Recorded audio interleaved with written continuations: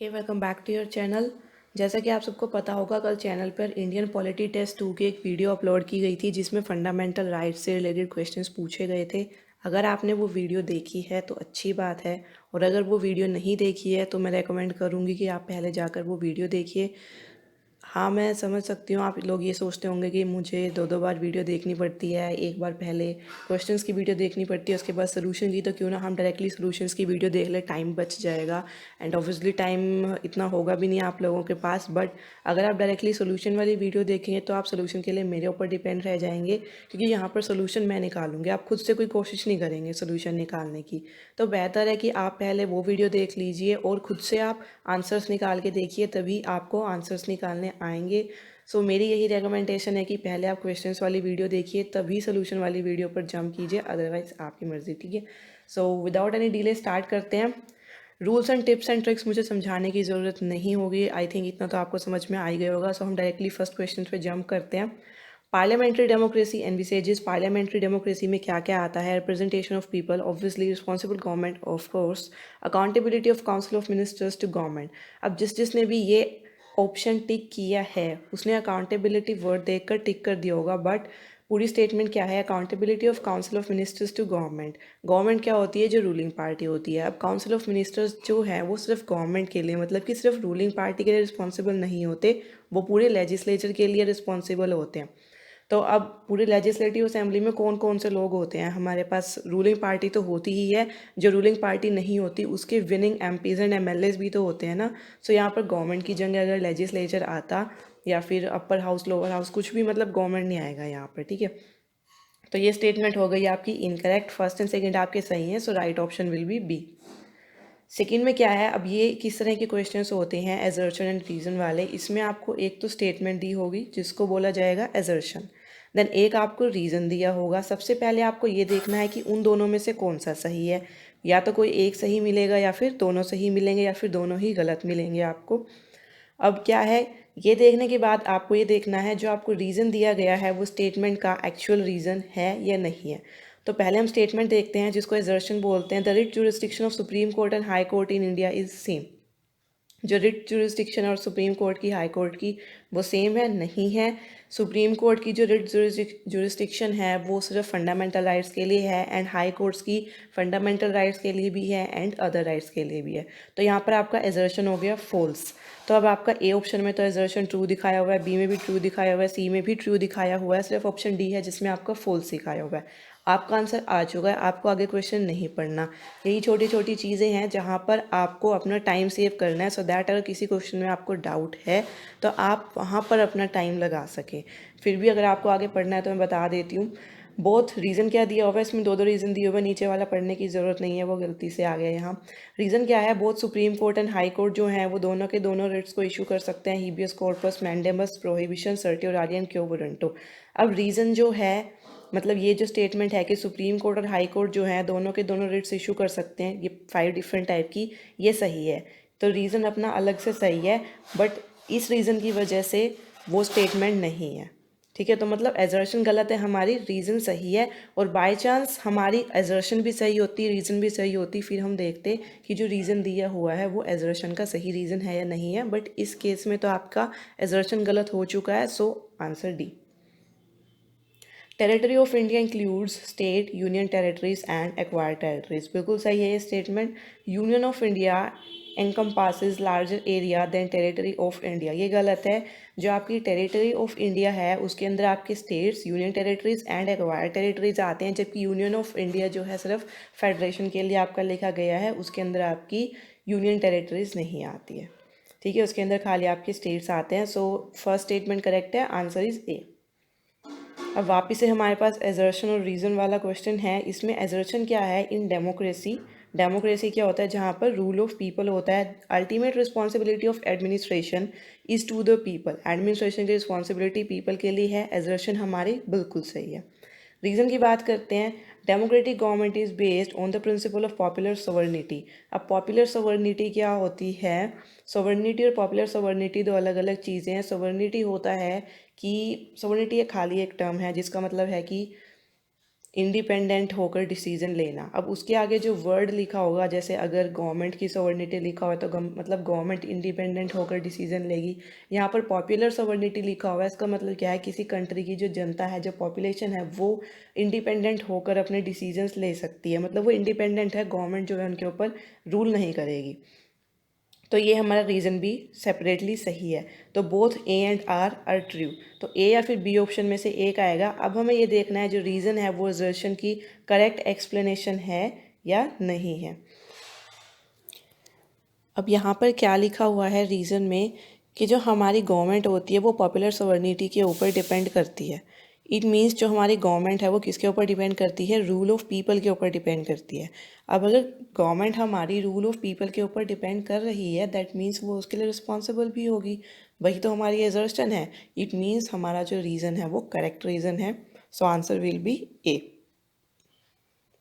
Next is, which of the following is difference between fundamental rights and rights secured by other provisions of Constitution? Fundamental rights are immune from constitutional amendments. ये statement तो आपकी गलत है, क्योंकि fundamental rights जो हैं उनमें constitutional amendments हो सकते हैं। देखो, आप में से बहुत सारे लोगों का व्यू ये होगा कि fundamental rights are basic part of constitution, तो उनको अमेंड नहीं कर सकते, वो इम्यून हैं। बट आपने देखा होगा अभी रिसेंटली जो अमेंडमेंट्स हुए हैं वो फंडामेंटल राइट्स में ही हुए हैं। आपका 103rd अमेंडमेंट किस में था? आर्टिकल 16 में था ना, रिजर्वेशन से रिलेटेड। तो फिर कॉन्स्टिट्यूशनल अमेंडमेंट आपके हो सकते हैं फंडामेंटल राइट्स में, बट फंडामेंटल राइट्स में जो बेसिक बातें लिखी हुई हैं उनको अमेंड नहीं किया जा सकता। बट आप कोई पर्टिकुलर राइट है उसको मॉडिफाई किया कर सकती है गवर्नमेंट बेटरमेंट के लिए, मतलब हमारे नेगेटिव में जाकर नहीं, हमारे पॉजिटिव के लिए, हमारे अच्छे के लिए उसको अमेंड किया जा सकता है। सो ये जो ऑप्शन है वो गलत है। If the rights follow from other provision of constitution, other aggrieve party may have his relief by ordinary suit only. अब यहाँ पर ओनली वर्ड आ गया। जहाँ पर ओनली वर्ड आता है ना, वहाँ पर मोस्टली वो ऑप्शन गलत ही होता है। ये भी गलत ही है। ऑर्डिनरी सूट क्या होता है? ऑर्डिनरी सूट एक तो होता है आपका केस, एक होता है आपका सूट। दोनों में डिफरेंस होता है। केस में आपकी सिविल और क्रिमिनल प्रोसीडिंग दोनों से रिलेटेड होता है वो, और जो सूट है वो खाली सिविल प्रोसीडिंग से रिलेटेड होता है। सो अगर आपके किसी के राइट्स, अगर आपको राइट्स को फॉलो करना है तो उसके लिए आप हाई कोर्ट में भी जा सकते हैं, तो खाली ऑर्डिनरी सूट से काम नहीं चलेगा। तो ओनली की वजह से ये ऑप्शन भी गलत हो गया। तो यहाँ पर आपका आंसर आएगा D, neither one nor be. All right, then consider the following statements regarding fundamental rights.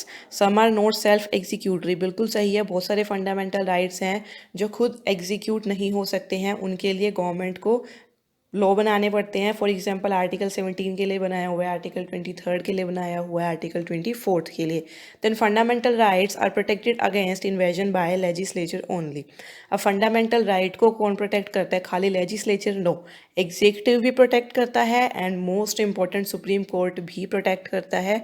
सो ये ऑप्शन आपका गलत हो गया। इसमें आपका आंसर होगा A, only one.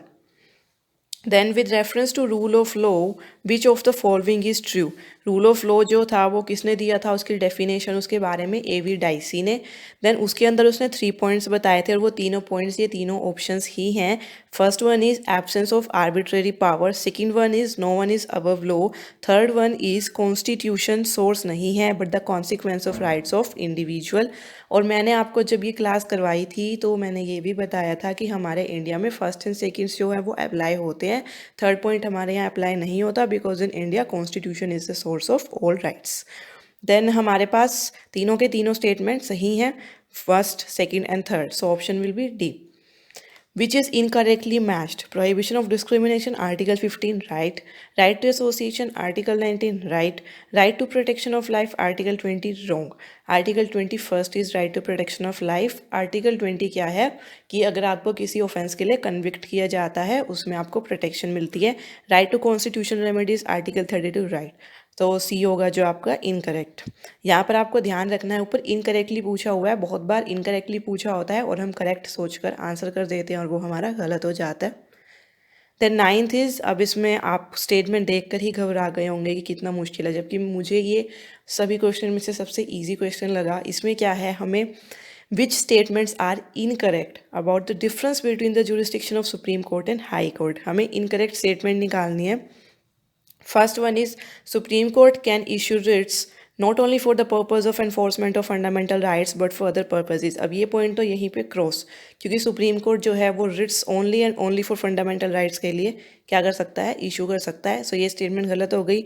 High courts can issue the writ of injunction where the supreme court can not issue the writ of injunction. अब हमारे इंडिया में क्या है, इंजक्शन की जो रिट है वो तो है ही नहीं है, तो इस ऑप्शन को अभी हम स्किप कर देते हैं।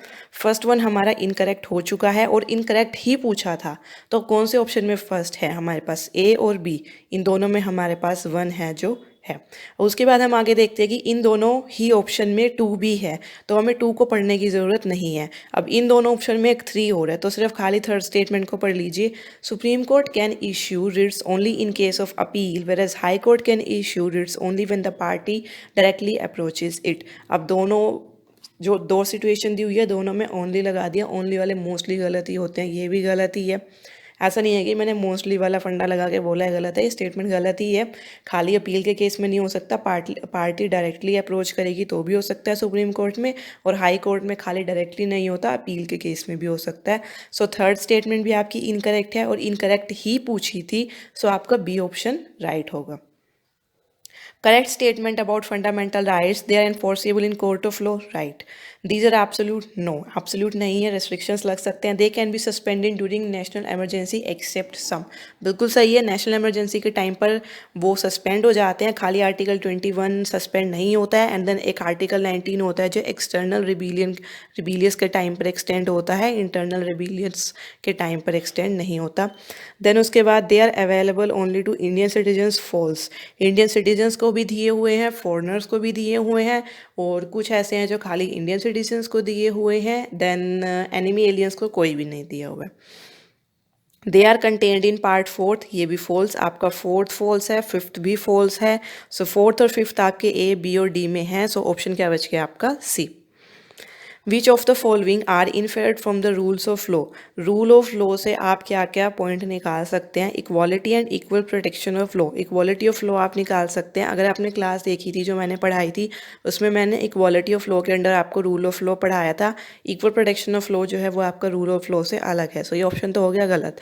Then separation of power, separation of power जो है रूल ऑफ लॉ से कैसे रिलेटेड है, अगर लॉ रूल करेगा तो इसका मतलब क्या है कि गवर्नमेंट का कोई भी जो पार्ट है वो अपनी पावर का जो है मिसयूज़ नहीं कर पाएगा। तो सेपरेशन ऑफ पावर से क्या होता है कि स्टेट और सेंटर के बीच में पावर सेपरेट होती हैं, और दूसरा आपका एग्जीक्यूटिव, लेजिस्लेटिव और जुडिशरी के बीच में भी पावर सेपरेट की गई हैं। सो वो अपनी पावर का अलग अलग तरीके से यूज़ कर रहे हैं, किसी एक पर्टिकुलर ऑर्गेनाइजेशन को, पर्टिकुलर पार्टी को, पर्टिकुलर पर्सन को जो है पावर नहीं दी हुई है, जिसकी वजह से जो लॉ है उसका रूल रहता है, रूल ऑफ लॉ रहता है।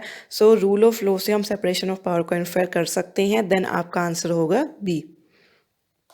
Consider the following statements. In 1928, a series of all-party conferences headed by Motilal Nehru drafted a constitutional scheme called the Nehru Report. सही है। और जो आपकी सेकेंड स्टेटमेंट है, 1931 में इंडियन नेशनल कॉन्फ्रेंस हुई थी कराची में, जिसमें इंडियन नेशनल कांग्रेस ने बोला था कि हम लोअर कास्ट के सोशल एंड इकोनॉमिक राइट्स के लिए काम करेंगे। ये दोनों स्टेटमेंट्स आपकी बिल्कुल सही है, बट आपके पास क्वेश्चन में क्या पूछा होगा, which of the above statement are incorrect. अब इन दोनों में से तो कोई भी इनकरेक्ट नहीं है, so answer will be D, neither 1 nor 2। Which of the following writ is not specifically provided in the constitution of India. Prohibition है, मैंडेमस है, क्योवरंटो है, इंजक्शन नहीं है। प्रोहिबिशन, मैंडेमस, क्योवरंटो के अलावा आपके पास एक हेबियस कॉर्पस है और एक सर्टियोरारी है। Consider the following statements. In view of Article 20 of Constitution of India, no person accused of an offence can be compelled to give his signature or thumb impression for identification.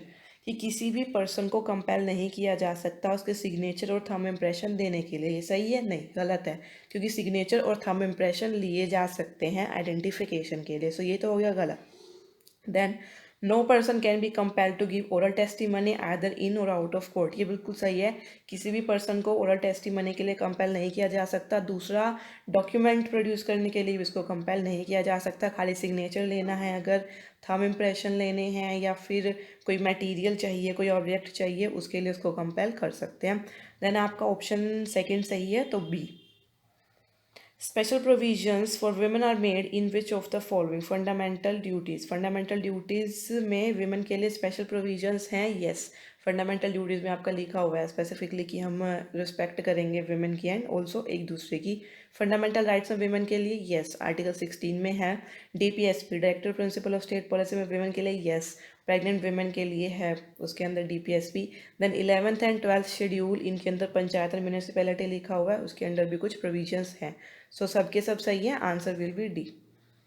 Which of the following statement is incorrect, incorrect बताना है हमें। The concept of fundamental rights are borrowed from American constitution, right. where they are found in the Bill of Rights, right.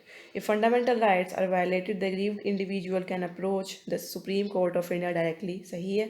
Supreme Court of India can issue the writs in defense of fundamental rights as well as other rights। ये गलत है आपका, क्योंकि high court के पास है power, so C is incorrect, D पढ़ने की आपको ज़रूरत नहीं है। Consider the following statements. Writ of mandamus is available not only against judicial authorities but also against administrative authorities.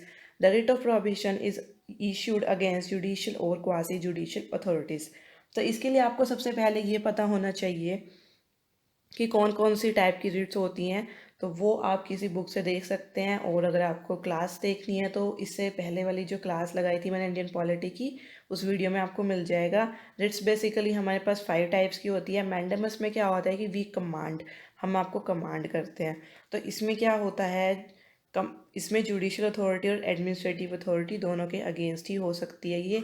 और रिट ऑफ प्रोहिबिशन, प्रोहिबिशन मतलब रोकना किसी चीज़ से, उसमें क्या होगा, आपका एक हाई लेवल ऑफ कोर्ट जो है अपने से लोअर लेवल ऑफ कोर्ट को कोई ऐसा केस पे सुनवाई करने से रोकेगा जो उसकी जुरिस्डिक्शन से बाहर आता है। तो सुनवाई कौन कर सकते हैं, तो जुडिशियल अथॉरिटीज़ कर सकती हैं, क्वासी जुडिशियल। तो ये भी आपका सही है, both 1 and 2, C will be right answer. Which of the following is reason behind inclusion of fundamental rights in constitution? Constitution में fundamental rights को add करने का क्या reason था? To establish government of law, right. To impose negative obligations of state, right. To guarantee basic economic rights to individual, wrong. आपने अगर किसी book से पढ़े हैं फंडामेंटल राइट्स, वैसे अगर कहीं से भी पढ़े हैं तो आपने पढ़ा होगा कि फंडामेंटल राइट्स जो है बेसिकली लोगों को पॉलिटिकल राइट्स देने के लिए जो है वो बनाए गए थे, इकोनॉमिक राइट्स नहीं। और ये फंडामेंटल राइट्स की एक ड्रॉबैक भी है कि फंडामेंटल राइट्स जो है वो इकोनॉमिक राइट्स से डील नहीं करते हैं। सो आपका फर्स्ट एंड सेकेंड सही है, answer will be B. There is no provision in the constitution of India for reservation in the matter of promotion, है। आर्टिकल 16 में एससी और एसटी के प्रमोशन के लिए है, बट सर्टेन पोस्ट पर है, सर्टेन पोस्ट पर नहीं है। वो कॉन्स्टिट्यूशन में नहीं लिखा हुआ, वो सुप्रीम कोर्ट ने बताया कौन सी पोस्ट के लिए है, कौन सी के लिए नहीं है। अभी रिसेंटली इसके ऊपर वर्डिक्ट आई है, तो ये ऑप्शन हो गया गलत। Then second is as per the provision of constitution of India for getting reservation for appointments and post under the state a class must be backward, बिल्कुल सही है। And should not be adequately represented in the services under state, ये statement आपकी बिल्कुल सही है। Reservation उस cast को दिया जाएगा जो बैकवर्ड होगी, एंड सेकंड वन वो एडिक्वेटली रिप्रेजेंट नहीं होगी। So second is right, only B. Consider the following statements, natural rights are universal rights, true. Natural rights universal rights होते हैं जो किसी ह्यूमन बींग को इसलिए मिलते हैं, इनहेरेंटली मिलते हैं क्योंकि उन्होंने बर्थ लिया है। Civil rights are the rights that a citizen of country enjoy, ये ऑप्शन भी आपका बिल्कुल सही है। देन यहाँ पर आपको जो नेक्स्ट पॉइंट है, आर्टिकल 15, 16, 19, 20 एंड 29 जो है वो सिर्फ इंडियन सिटीजन्स को हैं, ये गलत है। 15, 16, 19, 29 एंड 30, ये 5 fundamental rights are available to Indian citizens only and not to foreigners. So ये स्टेटमेंट आपकी गलत है, सेकंड स्टेटमेंट आपकी सही है। इस क्वेश्चन के ऑप्शंस में भी गड़बड़ है। एक्चुअली ये जो क्वेश्चन है डिज़ाइन ऐसे किया गया है कि इसके चारों ऑप्शन सही हैं, बट यहाँ पर जो आपका आर्टिकल 15, 16 वाला स्टेटमेंट है उसमें थोड़ी गड़बड़ है, तो वो गलत हो जाएगा। आपका first, second and fourth statement सही होगा, ठीक है। A constitutional amendment inserting a regulation in the 9th schedule can be challenged on the ground of violation, बिल्कुल सही है। 9th शेड्यूल में जो आपकी चीज़ें लिखी हुई है वो चैलेंज हो सकती है जुडिशियल रिव्यू के लिए अगर वो बेसिक स्ट्रक्चर को वायलेट करती हैं। Any legislation enacted by parliament can not be successfully challenge for affecting the basic structure of constitution, ये आपका गलत है। चैलेंज किया जा सकता है बेसिक स्ट्रक्चर के लिए। So option 1 is right, option second is wrong, answer will be A. 21st का ए आएगा आपका।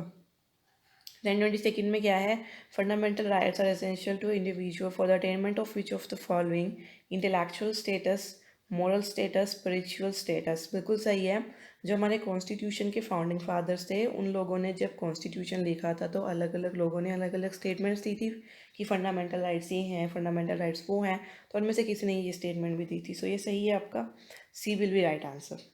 Which one of the following pair is not correctly matched? Freedom of speech and expression include freedom of press, right? Freedom of conscience include the right to vary and carry kirpans by 6, right? Right to personal liberty include the right to carry on any trade or business, wrong. Right to personal liberty comes under Article 21 and include the right to carry on any trade or business. It comes under Article 19.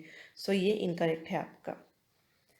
Consider the following statement. A right is a legal claim that a citizen or any other individual is guaranteed by the Constitution or any statute.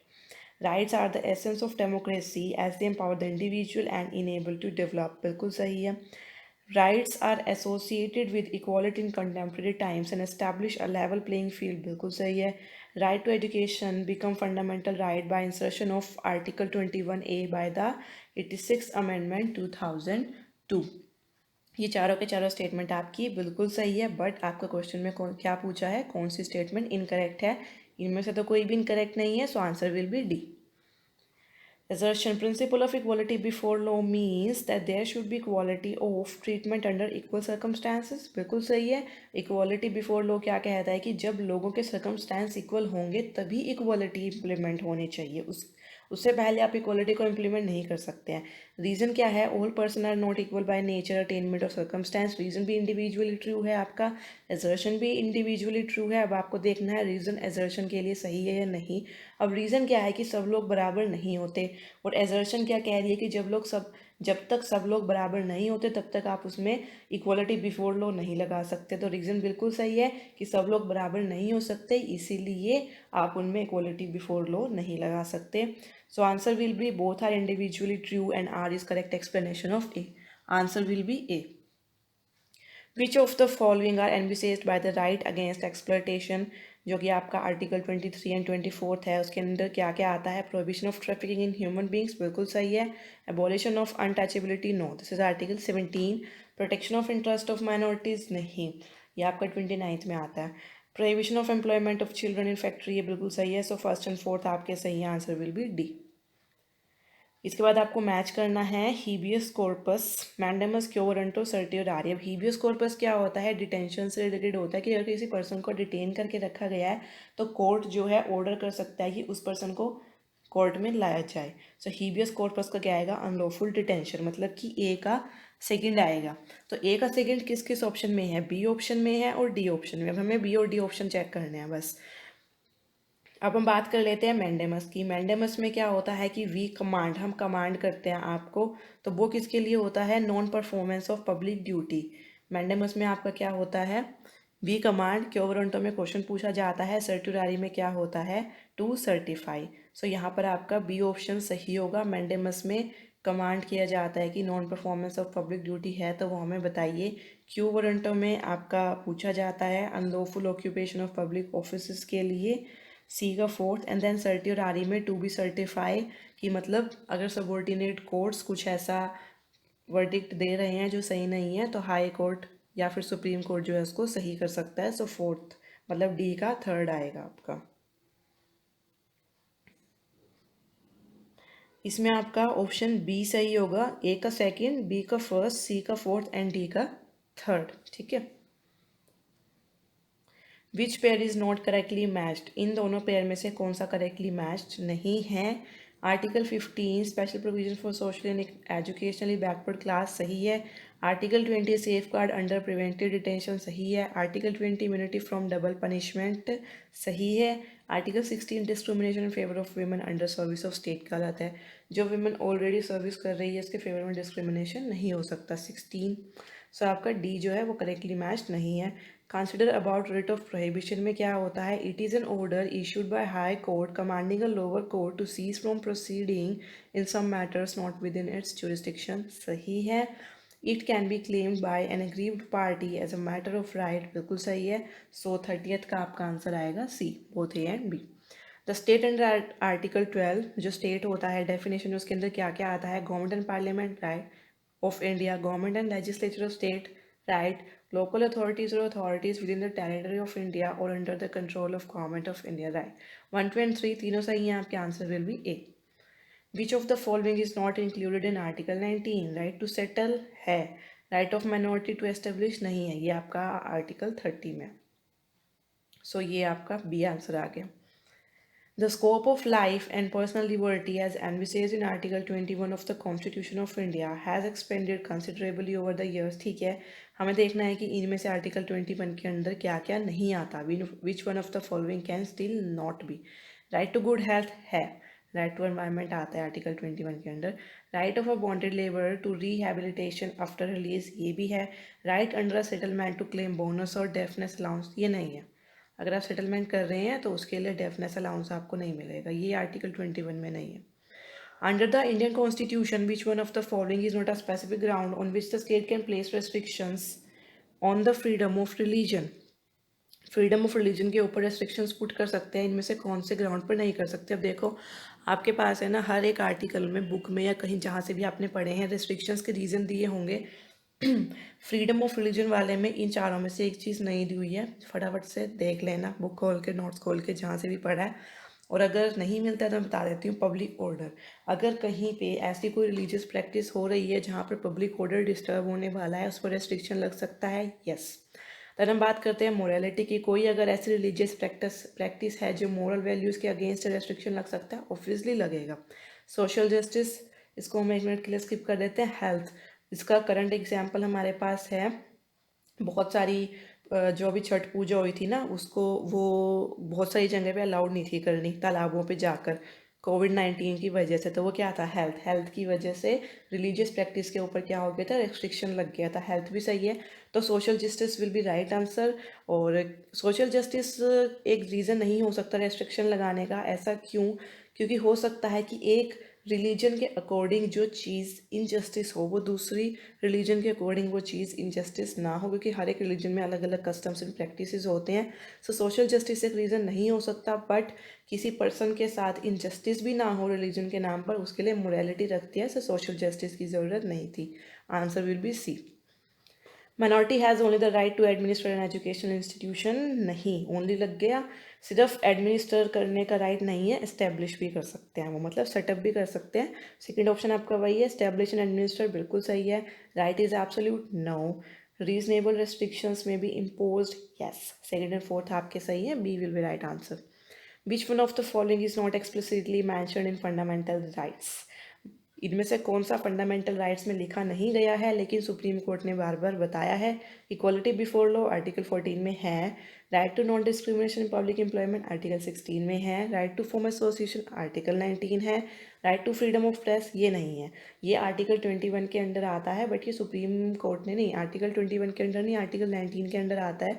Supreme court ने ये बोला था, but explicitly उसके under नहीं लिखा हुआ। In Indian Constitution, the power to issue a writ of habeas corpus, writ issue करने की पावर किस किसके पास है, supreme court and high court. Answer will be D. As far as armed forces are concerned, the fundamental rights guaranteed under Article 14 and 19 of Constitution are not available। ऐसा नहीं है कि उनको मिलेंगे ही नहीं राइट ऑफ, ऐसा है कि आर्म्ड फोर्सेस, आर्टिकल 33 में लिखा हुआ है कि आर्म फोर्सेस की जो राइट्स हैं उनको जो पार्लियामेंट है उनमें कुछ चेंजेस कर सकती है, बट ऐसा नहीं है कि उनको मिलेंगे ही नहीं। Available to arm forces but not to other forces, ऐसा भी नहीं है, सबके लिए है। Available only at description of chief of army, no, parliament के डिस्क्रिप्शन पे बेस होता है ये, which is answer D. Available only according to law made by parliament. Which one of the following right is described as heart and soul. अब इसमें आपको क्या करना है, इसमें आपका आंसर आएगा राइट टू कॉन्स्टिट्यूशनल रेमेडीज़। जो हमारे फादर ऑफ कॉन्स्टिट्यूशन है डॉक्टर बी आर अम्बेडकर, उन्होंने बोला था that article 32 right to constitutional remedies is heart and soul of our constitution. Which one of the following right has been most controversial, इसका answer आएगा आपका right to property, क्योंकि पहले वो फंडामेंटल राइट में था और उसके बाद वो भी आपका लीगल राइट बन गया है अंडर आर्टिकल 300A। सो यहाँ पर आपके क्वेश्चंस ख़त्म होते हैं। आई होप आपको समझ में आ गए होंगे अच्छे तरीके से। पहले मैं आपकी क्लास की वीडियो अपलोड करती थी, बट उस पर मुझे ज़्यादा अच्छा रिस्पांस नहीं मिल रहा है एंड मुझे लग भी नहीं रहा है आप लोग इंटरेस्टेड हैं वो क्लासेस देखने में, सो अब से आपकी टेस्ट की वीडियोस आएंगी।